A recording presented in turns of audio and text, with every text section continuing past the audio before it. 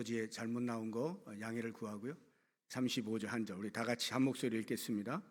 누구든지 나의 변명을 들어다오 나의 서명이 여기 있으니 전능자가 내게 대답하시기를 바라노라. 나를 고발하는 자가 있다면 그에게 고소장을 쓰게 하라. 아멘.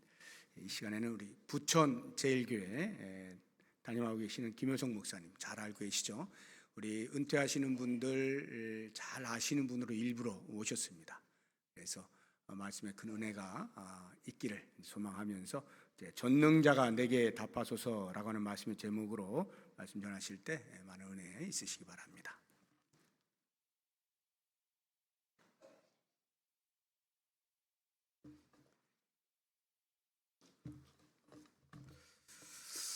여러분 정말 반갑습니다.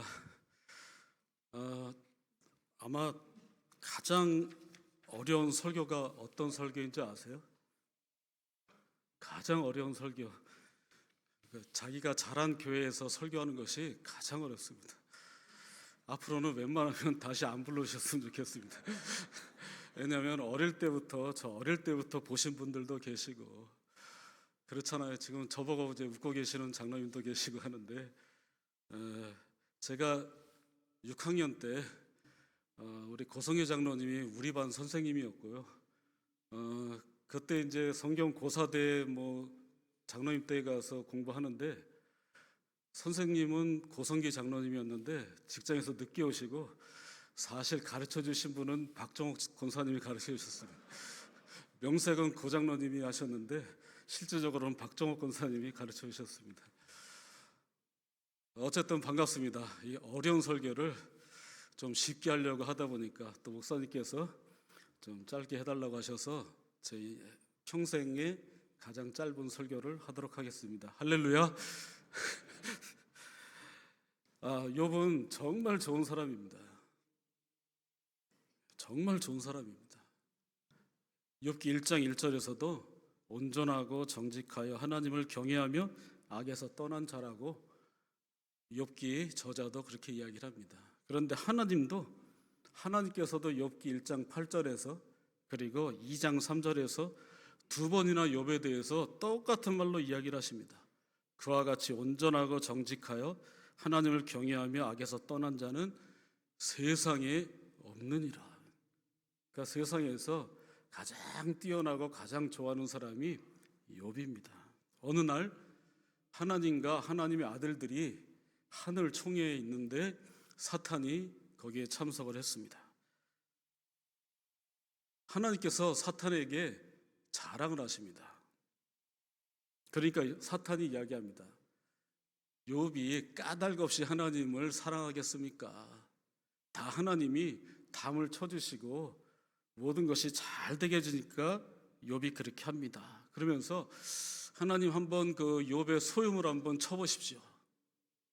그건 분명히 하나님 싫어할 겁니다.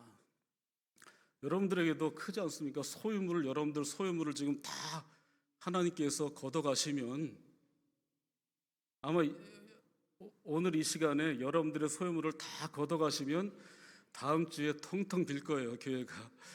정말 그 소유물이 없어진다는 거 굉장히 큰 겁니다. 하나님께서 말씀하시죠. 한번 해라. 그때 욥이 모든 것을 다 잃어버립니다. 자식도 다 잃어버리고 재산도 다 잃어버리는데 중요한 거는 욥은 범죄하지 않고 하나님을 향해서 원망하지 않았습니다. 사탄이 또 왔습니다. 하나님이 물어보죠. 너가 까닭 없이 그랬는데 욥은 까닭 없이 나를 좋아하네? 하나님이 그러니까 이제는 사탄이 또 이야기를 합니다. 그러면 그의 뼈와 살을 한번 쳐보십시오. 그러니까 하나님이 그래 한번 해봐. 그런데 생명은 해하지 마. 죽이지는 마. 그래서 뼈와 살을 칩니다. 그렇지만 욥은 이 모든 일에 욥이 입술로 범죄하지 아니하니라 하면서 두 번에 걸쳐서 욥은 범죄하지 않습니다. 정말 대단하죠. 그런데 이제 세 명의 친구들이 다가옵니다. 우리 욥기 여기까지는 2장까지는 잘 알죠. 그런데 3장부터는 잘 모릅니다. 왜냐하면 읽기가 너무 어렵거든요. 욥의 친구들이 하는 얘기가 다 맞는 것 같은데 욥은 아니라고 그러거든요. 그래서 3장부터는 성도들이 잘 모르고 마지막에 42장은 굉장히 좋아합니다. 왜냐하면 욥이 2배나 복을 받았기 때문에 그거 굉장히 좋아합니다. 그런데 그 전에 과정은 잘 모릅니다. 욥의 세 친구들이 찾아오는데요. 욥의 3명 중에 한 명이 욥에게 너 인과응보야. 너가 잘못했기 때문에 범죄해서 이렇게 너 고통받는 거야. 그럼 욥이 아니야 하고 대답을 합니다. 그럼 이제 두 번째 친구가 또 너 때문이야. 그러면 욥은 또 아니야. 그러면 세 번째 친구가 와서 너 때문이야. 그러면 아니야 합니다. 3명의 친구가 3번씩 이야기합니다. 돌아가면서 3번씩 이야기하는 것이 3장부터 31장까지입니다. 그런데 와서 인과응보입니다. 너 때문이야. 너 죄 때문에 당하는 고통이야. 욥은 아니야 그럽니다. 그런데 여기서 굉장히 중요한 내용이 욥기 4장에 있습니다. 여러분들 혹시 제가 다 읽지는 않겠지만 욥기 4장 12절부터 한번 펴보십시오. 제가 한번 말씀을 드릴게요. 어떤 말씀이 있다 그럽니다. 그리고 가느다란 소리가 있다고 합니다. 욥의 친구에게, 특히 엘리바스에게, 그리고 아마 나머지 3명의 친구들에게도 동일하게 그랬을 겁니다. 15절에는 4장 15절에는 그때 영이 내 앞으로 지나매 내 몸에 털이 쭈뼛하였느니라. 이거 그냥 읽는 사람은 하나님의 영이 임해서 쭈뼛하나 보다 그렇게들 생각을 합니다. 저도 그렇게 생각을 했었습니다. 16절 중반절에 보면 내가 조용한 중에 한 목소리를 들으니, 한 목소리를 들었고요. 어떤 영 때문에 내 몸이 털이 쭈뼛했습니다. 이것을 고신대학교의 그 구약학 교수님이 욥기를 전공한 분이 이야기를 할 때 이거는 사탄의 소리다. 그러면 그 나머지 내용이 이해가 됩니다. 뭐냐면 이 3명이 사탄의 지배를 받아서 하나님의 말씀으로, 하나님의 이름으로 욥을 시험하는 겁니다. 이거는 꼭 예수님이 광야에서 40일 동안 기도하시고 사탄의 시험을 받을 때 사탄이 무엇으로 시험을 합니까? 하나님의 말씀으로 시험을 합니다. 그러니까 예수님에게 시험하는 사탄이나 여기서 친구들에게 역사하는 사탄의 영이 같은 겁니다. 이게 어렵습니다. 하나님의 이름으로 사람을 정죄하고 잘못 판단하게 만드는 영이 있습니다. 그런데 사탄은 기본적으로 어때요? 세상을 뒤흔들죠. 세상을 뒤흔듭니다. 의인들을 뒤흔듭니다. 그래서 의인들은 굉장히 힘듭니다. 그런데 악인들은 기울어지고 뒤틀려진 세상에 살고 있기 때문에 악인들은 그것이 하나님의 시험인 줄, 사탄의 시험인 줄을 알 수가 없습니다. 자, 여기서 저는 생각을 해봤습니다. 임직이 뭐고 은퇴가 뭘까 생각을 해봤습니다. 임직이라는 것은 당연히 진정으로 하나님 앞에 서는 겁니다. 뭐 임직 받지 않은 분도 마찬가지지만 특별히 임직 받으시는 분들은 임직 받을 때 특별히 생각을 하게 되는 거죠. 그리고 이전과는 다른 삶을 살아야겠다. 하나님 앞에서의 새로운 삶을 살아야 되겠다.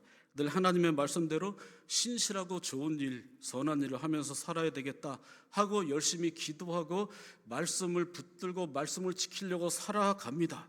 하나님의 말씀대로 살려고 몸부림치고 살아갑니다.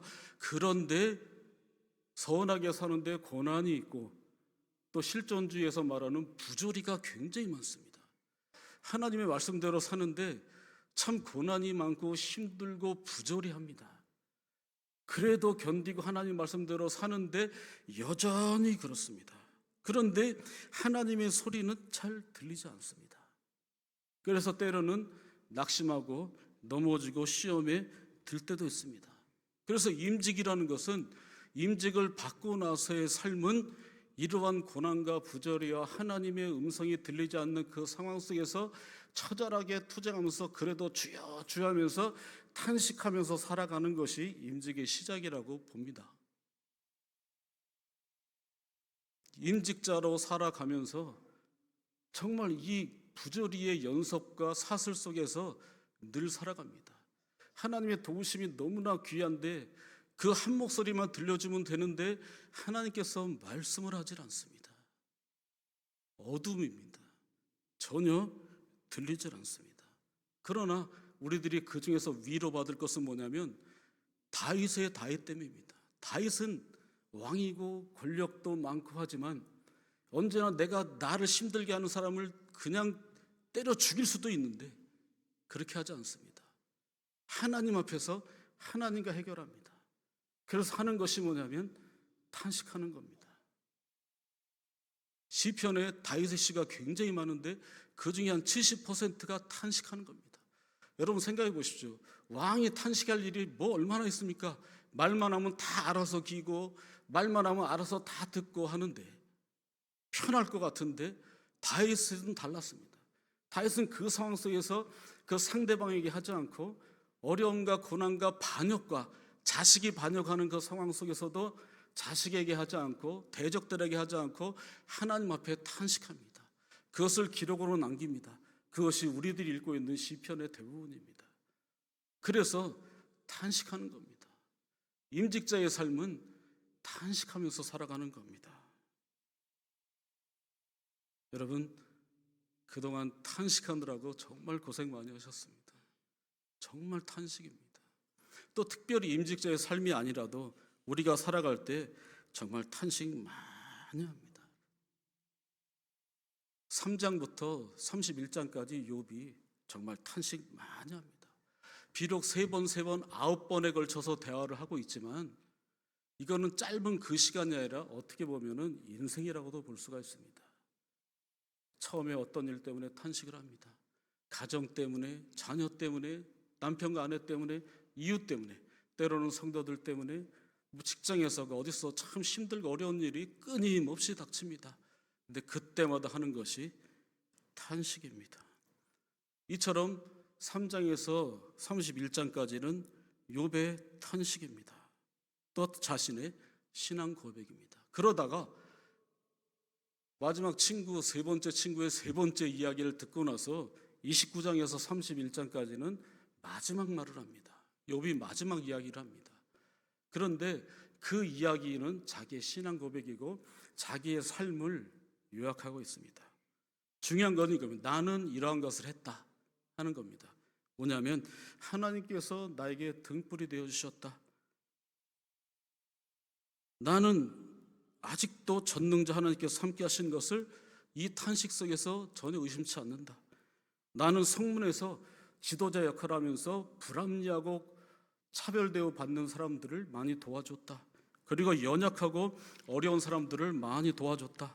그런데 하찮은 사람들이 나에게 조롱도 많이 해서 조롱도 당한다. 그러나 나는 간음하지도 않았고 남을 학대하지도 않았고 어려운 사람을 외면하지도 않았고 나는 무력도 없었고 나는 관대했고 진실했고 착취하지 않았고 빈민과 고아의 아비가 되었다.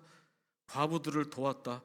그리고 나는 내 보금자리에서 자연스럽게 숨을 거두기를 소원했다.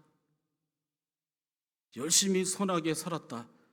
그런데 이 고난이 끊이질 않는다.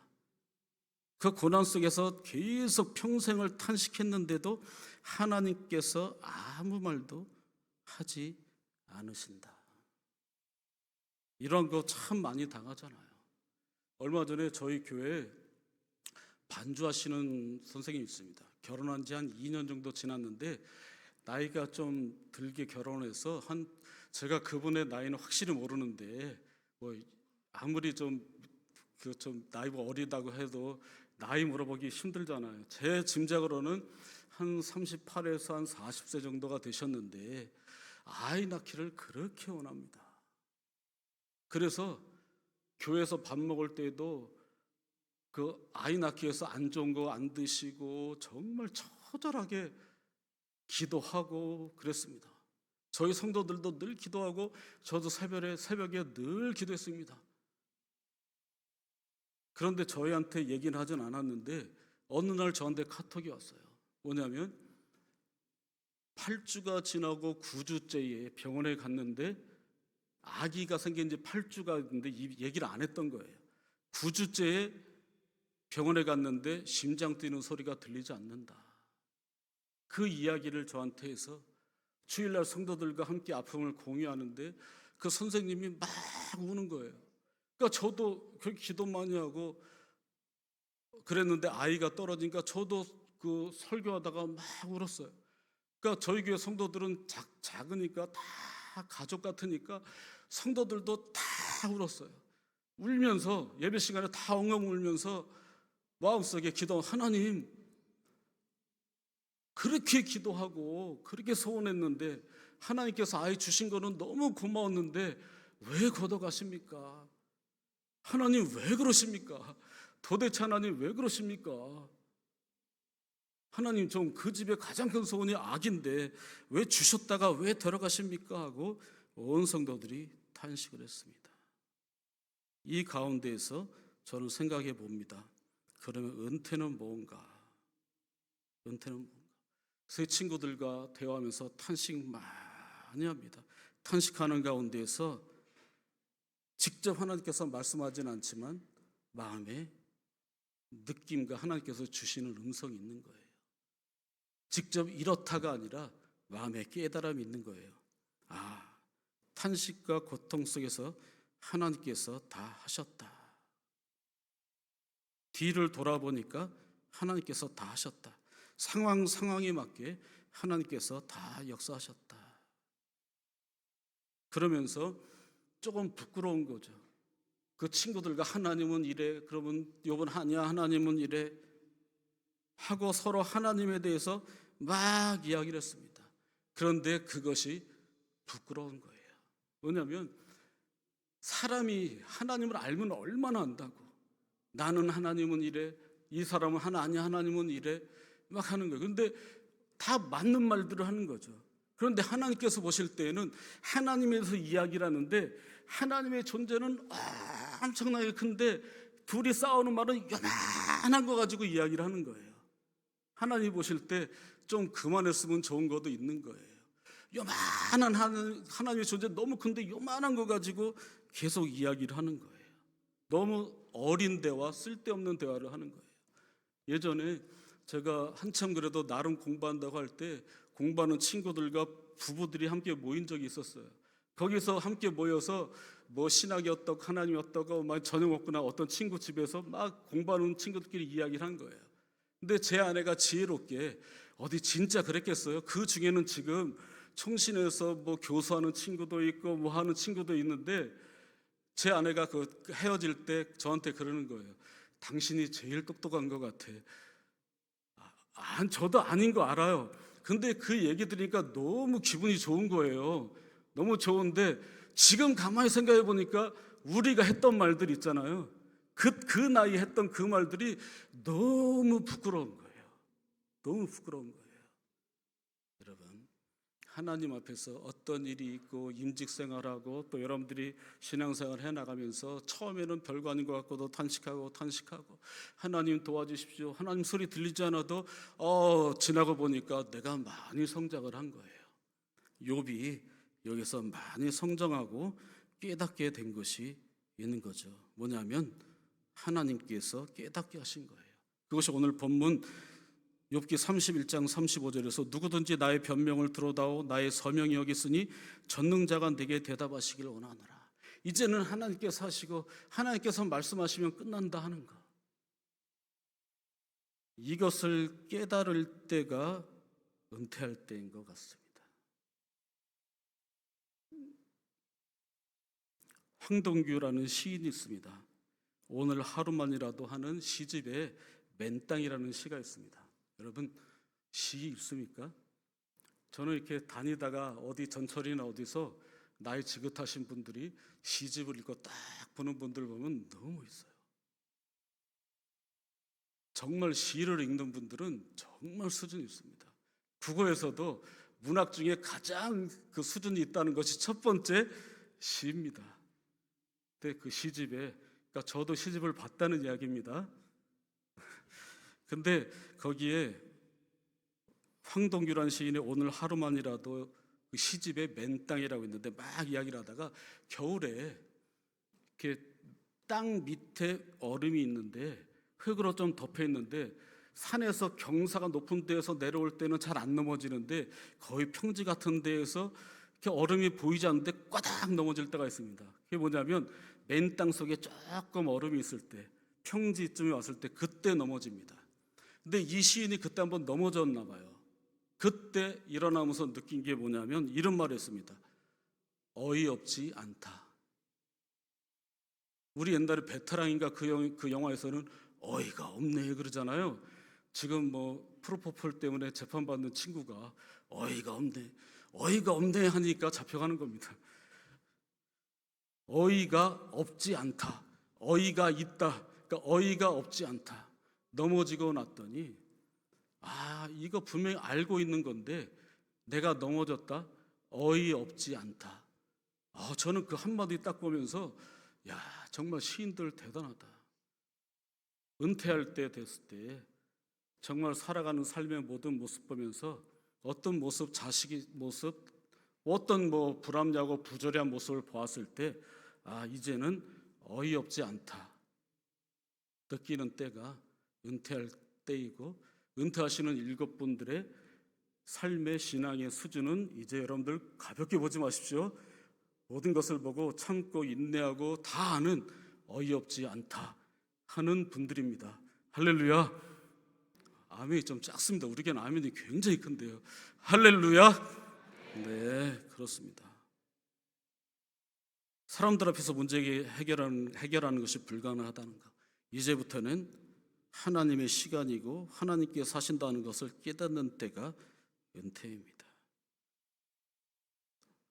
저는 거창하게 은퇴 이런 거 이야기하지 못해서 정말 죄송합니다. 그런데 은퇴하시는 집사님, 권사님 정말 그동안 수고 많이 하셨습니다. 때로는 사람 때문에, 때로는 사탄의 시험 때문에, 때로는 아무 응답이 없는 하나님 때문에 탄식 많이 하셨죠. 그러나 이제는 아실 겁니다. 아무런 응답이 없는 하나님, 주변의 사람들 때문에 고통받는 그때 탄식했을 때 결국에는 하나님께서 응답하신다는 것. 욥기 40장 2절에 보면 하나님께서 그 이야기를 다 마친 욥에게 이야기하십니다. 트집 잡는 자가 전능자와 다투겠느냐. 트집 잡는 자는 하나님께서 욥에게 하는 말입니다. 너 나에게 이제 그만 트집 좀 잡아. 그러면서 하나님을 탓하는 자는 대답할지니라. 너 하나님 탓했지 한번 대답해봐 하면서 하나님께서 너 내가 세상에 기쳐 놓을 때 뭐 했어? 너 타조보다 빨라? 너 사자랑 싸우면 이겨? 너 바다가 물이 올 때까지 오고 안 넘어오잖아요. 내가 바다 경계 만들 때 너 같이 참여했어? 막 하면서 하나님께서 요만한 거 가지고 좀 싸우지 마. 중요한 거는 나만 믿고 나에게 모든 것이 있다는 것을 알아 하면서 우리 은퇴하신 분들에게 부탁드리고 싶은 말은 욥이 하나님께서 욥의 친구들에게 이야기를 합니다. 뭐냐면 내 종 욥이, 그러니까 42장 8절 중반절에 있는데 내 종 욥이, 하나님이 말씀하십니다. 내 종 욥이 너희를 위하여 기도할 것인지.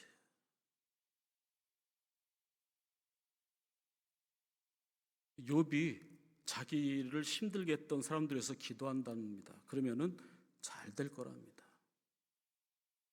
중요한 거는 은퇴 이후의 삶은 주변의 사람들 위해서 기도하는 것. 그래서 그 사람이 잘 되는 것. 42장 10절에는 이렇게 이야기합니다. 욥기 저자가 욥이 그 친구들을 위해 기도할 때, 그래서 욥이 그 친구들에서 기도하잖아요. 기도하니까 욥의 모든 것이 다 회복이 되었어요. 중요한 거는 나가 아니라 나를 힘들게 했던 사람들, 주변의 이웃들, 성도들 위해서 기도할 때에 그 사람도 잘 되지만 나 자신이 잘 된다는 겁니다. 탄식 많이 하셨고 하나님의 뜻을 아시는 우리 은퇴하시는 분들, 온 교회와 목사님과 성도들 위해서 많이 기도하시면 여러분들과 여러분들의 개인과 가정에 하나님의 은혜와 보살펴 주심이 더 크게 임할 줄로 믿습니다. 우리 동부교회는 은퇴하시는 분들의 기도 때문에 온 가정이 잘 되는 정말 좋은 교회, 좋은 성도님들. 그래서 제가 시작할 때 욥은 참 좋은 사람이었습니다. 결론은 여러분들은 참 좋은 사람이 될 것입니다. 기도하겠습니다. 하나님 감사합니다. 부족한 청을 통해서 짧은 시간 말씀을 나누게 하시니 감사드립니다. 우리 은퇴하시는 분들 그동안 탄식 많이 하고 교회를 위해서, 가정을 위해서 탄식 많이 했습니다. 이제는 하나님의 뜻을 알고 하나님의 다스리심을 알고 성도들 위해서 기도할 때에 성도들이 잘 되고 그들 자신도 하나님께서 배나 주시는 은혜가 넘치는 우리 사랑하는 은퇴 집사님, 권사님들이 다 되어줄 수 있도록 주님 역사하옵소서. 예수님 이름으로 기도드렸사옵나이다. 아멘.